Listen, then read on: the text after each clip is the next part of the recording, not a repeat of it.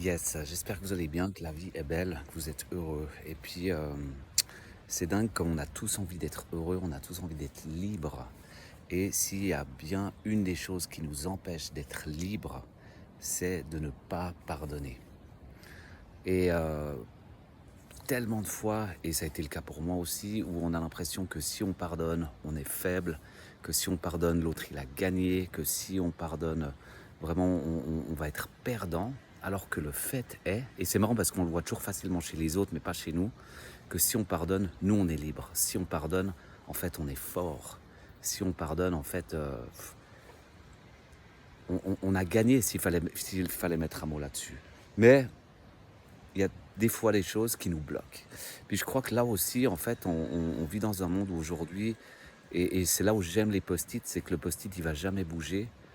Quand on est de bonne humeur, si on écrit des choses là-dessus, la logique, elle marche mieux.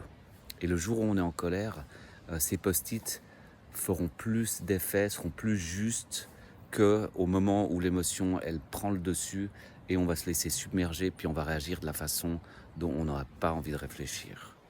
Alors voilà, c'était le petit post-it du matin, mais voilà, le fait est que la vraie liberté, elle est aussi dans le pardon, que d'être fort, c'est justement de pouvoir pardonner, de pouvoir aimer là où sinon la colère prendrait place, alors que personne veut vivre avec cette colère. Voilà, je vous souhaite une magnifique journée et à tout bientôt.